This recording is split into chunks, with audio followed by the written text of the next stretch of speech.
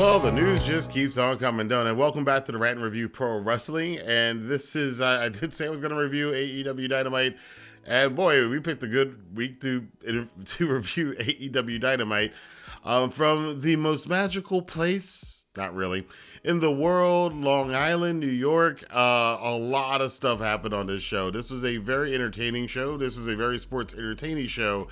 And I think I will move AEW a lot more closer. They've been inching closer to more sports entertainment. And that's not necessarily a bad thing, because I think they do mix in enough pro wrestling with their sports entertainment. Some people disagree. Some people think it's, whatever. But this show was definitely, I think, a big step forward in a lot of ways for All Elite Wrestling.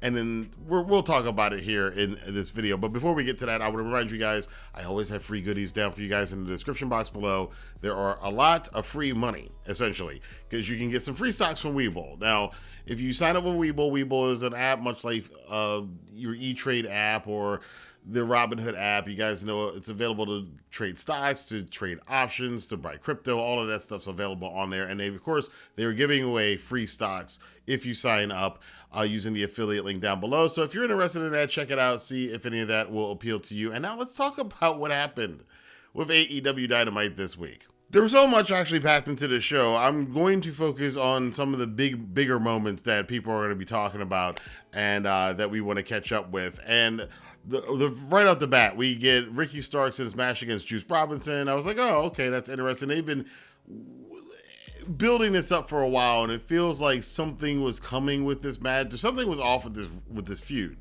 And not even 2 seconds into the match, we get a familiar sound to us New Japan fans, the theme of Switchblade Jay White. Yes, after all of the rumors and all the speculation, and me personally thinking that it looked more and more likely that he, and everybody, a lot of people thought, I shouldn't say everybody, but a lot of people thought Jay was going to WWE. And he didn't show up before Mania, he didn't show up at Elimination Chamber, he didn't show up at WrestleMania. Then people thought Monday he was going to be at the Raw after Mania, and there was all this conjecture and people saying all this stuff.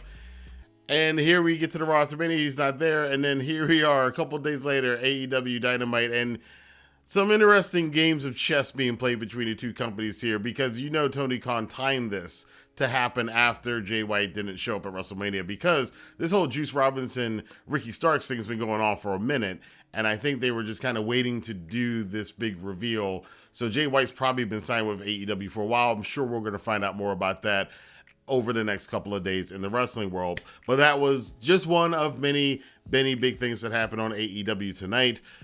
We also had the return of FTR in-ring action, challenging for the AEW Tag Team Championships against the Ass Boys, the Gun Club.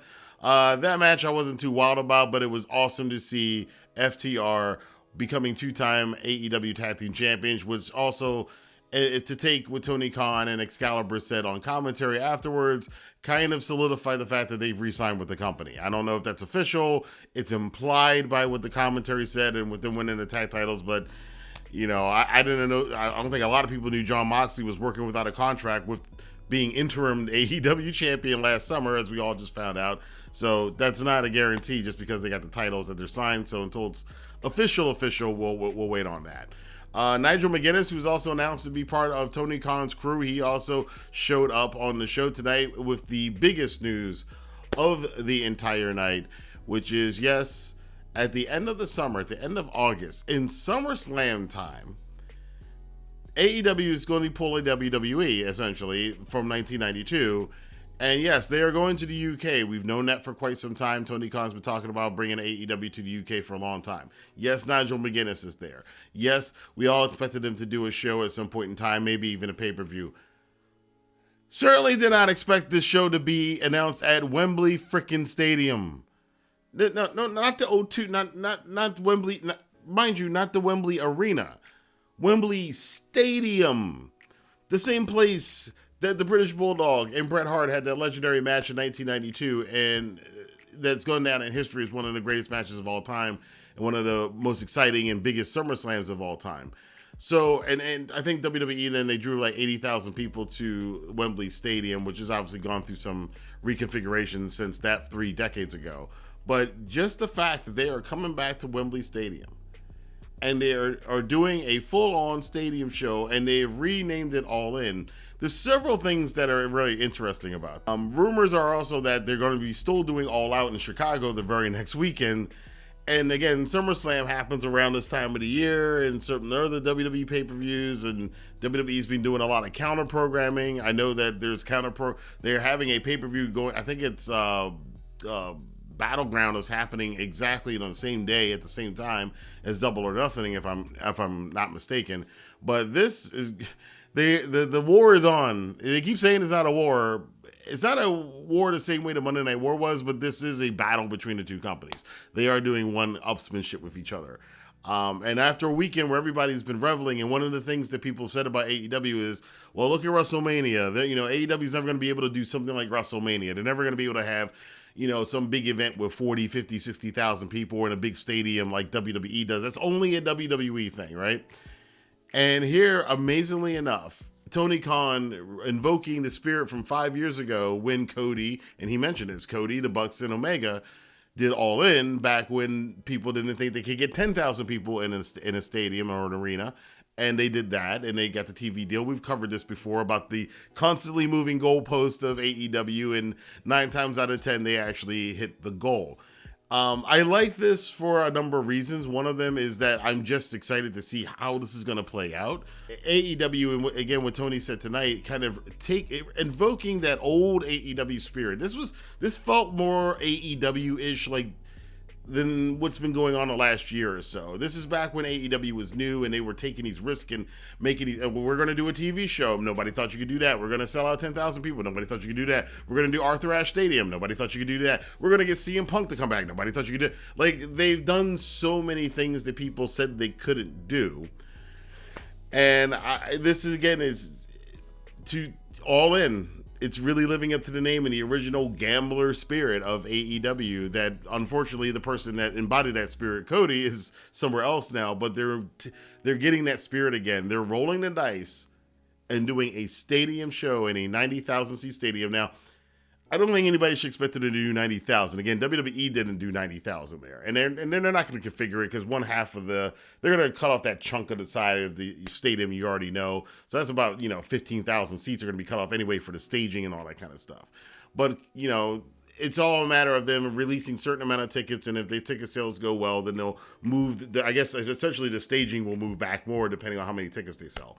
So I'm excited for this because, again, this is them gambling, and it's exciting. This is, again, what the excitement about AEW was always about, was them taking a gamble on themselves and saying, hey, we're going to set this big goal and we're going to try to reach it. And what that does is it gets the fans who like their stuff, and they have enough of them around the world to say, that's the vision, you guys are doing it, you're doing it for, this is a company, you're doing it for us, sort of. But you're trying to do it for us. At least you're giving the spirit that this side of the wrestling community needs to get its big events too. And as part of that side of the wrestling community, we feel you guys are a little bit more about us than about you. To summarize it, the distinction I'm making here is that it's possible. It's possible. I don't know about 90,000. I don't know about 80,000. I think 50,000, 60,000. But again, I learned a long time ago to not bet against these guys. I stopped betting against these guys back in 2018 and said, these guys, they're going to do what they're going to do. People do not understand the power of what they're doing with a grassroots movement. And it's kind of an interesting contrast because WWE gets those big crowds mainly on its name brand recognition. It's been around for some time and it's big time and it's seen as big time. Whereas AEW, they're relying not on getting fans to come to the show because of that. They're relying on fans coming to the show because the fans feel part of this, again, AEW being a movement again. And we're setting this goal for this side of the wrestling world, and the fans are going to support it.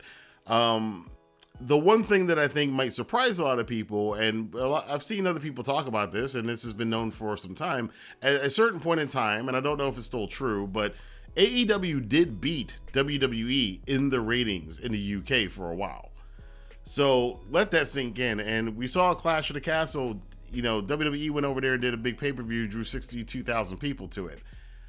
If AEW is doing more ratings than WWE in the UK, I don't think it's implausible for them to draw 60,000 people or a crowd similar to the size of the Clash in the Castle show. And another thing this does too is it kind of eliminates that whole, well, if you're in AEW, you're never going to be in a show like WrestleMania. You're never going to be in a show that big. If they can pull this off, that goes out the window too. And then what do you do? So I like it. I like it. It's AEW, again, with that gambler spirit. I even felt when I watched this that it was, today was a weird day, just as a side anecdotal note here. But I felt that something big was going to happen with wrestling today that would make me happy, even though I couldn't envision what it was. And I talked to my friend Janet Jerusalem today, and I sent her a text. I'm like, where is your boy Jay White anyway? Because his entrance video randomly played on the playlist I was listening to while I was working earlier today. And it was like Jay White's theme just randomly played. I was like, oh yeah. And then here we are. Jay White's up on the show. So a lot of cool stuff happening on AEW Dynamite tonight. And of course, we have MJF Day. MJF doing a full-on musical rendition. He's actually got a really good voice. He actually got a really... I don't think I've seen this before in wrestling. I can't remember a wrestler who did I guess this is sort of a Frank Sinatra kind of thing. A heel. I've never seen this before. MJF is enigmatic. That's what I'm going to say. There was something just out of left field about the whole thing, but it was entertaining as hell. MJF, this promo he gave was fantastic. Sammy Guevara tried to come in and cut another promo. I like the way that they're doing the pillars. So you got Jungle Boy with a vicious kind of blood feud attack on MJF, and then Sammy coming out and trying to be like, his part of it is, I'm actually the more egotistical star. I'm the bigger star. I should be the guy in this position.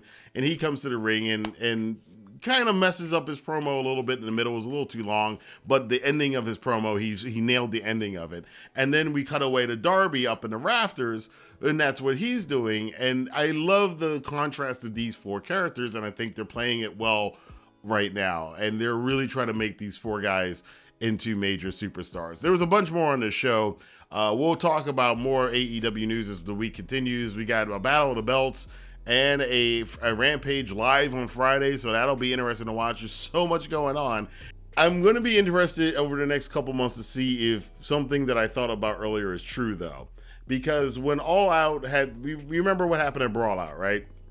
And it was like almost instantly WWE, even though WWE had been getting better, they then shot up really good, and they shot up in the quality of their content.